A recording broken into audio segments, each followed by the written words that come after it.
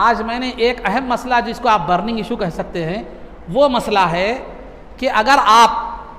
छोटे पानी में जो 4.5 बाई 4.5 मीटर से कम हो, खा वो कुएं की शक्ल में हो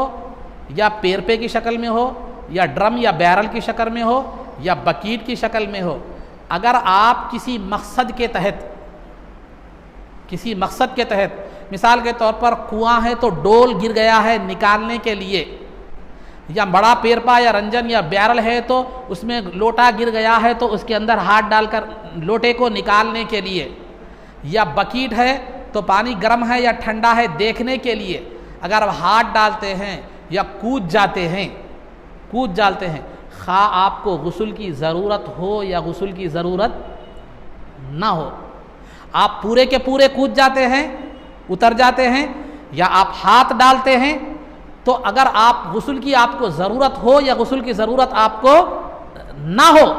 दोनों सूरतों में भी आप किसी गर्ज के लिए, किसी मकसद के लिए हाथ डालते हैं या उतरते हैं कुएं में, आपके जिस्म पर और आपके हाथ पर ज़ाहिरी तौर पर कोई नजासत नहीं है, तो वो कुएं का पानी भी पाक है, बकीट का पानी भी पाक है, वो पेड़ पे या रंजन या बैरल का पानी भी पाक है, उससे आप वुज़ू भी कर सकते हैं, गुस्ल भी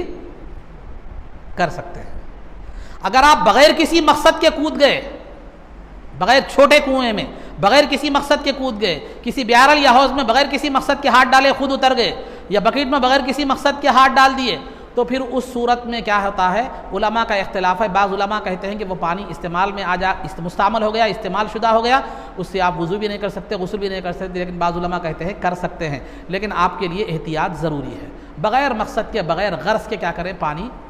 ना डाल। और ख़ास तौर पर घरों में एक बात होती है, छोटे बच्चे क्या करते हैं, जाकर पानी में हाथ डाल देते हैं, उनके हाथ बहुत गंदे रहते हैं, ये रहते हैं, पेशाब रहता है, बसाखत हाथों को बहुत गंदगी में हाथ डालते हैं वगैरह, तो वो बच्चों के हाथ डालने से क्या करें, बकीट वगैरह में डालने से रोकें। एक तो क्या है, मालूम पानी के नापाक होने का अंदेश, ज़रूरी नहीं है कि पानी नापाक हो, क्योंकि हाथ पे गंदगी रहे तो नापाक होगा, लेकिन आमतौर पर बच्चे गंदगी वगैरह में उतना उनका ख्याल नहीं होता, तो वो हाथ डाल देते हैं, तो एक तो पानी का भी नुकसान हो सकता है, फिर हीटर लगा हुआ रहा तो बच्चे की जान का भी नुकसान है, जैसा महबूब नगर में इस तरह के वाक़यात बड़ों के साथ भी पेश आए हैं। तो बहरहाल ये एक मसला था जो मैंने जिसकी वजाहत आपके सामने कर दी है। तो थोड़े पानी में खा वो बौली हो या जो है ना बैरल हो या रंजन हो या बकीट हो, अगर आप उसमें किसी गर्ज के तहत हाथ डालते हैं या ख़ुद उतरते हैं, आपको गुस्ल की ज़रूरत हो या ना हो, अगर ज़ाहिरी तौर पर आपके जिस्म पर कोई ज़ाहिरी नजासत गंदगी नहीं है, वो किसी मकसद के तहत आपने हाथ डाला है या उतरे हैं, तो फिर वो पानी पाक है, उससे वज़ू और गुस्ल भी कर सकते हैं। अगर आपके जिस्म पर या हाथ पर ज़ाहिरी तौर पर गंदगी लगी हुई हो,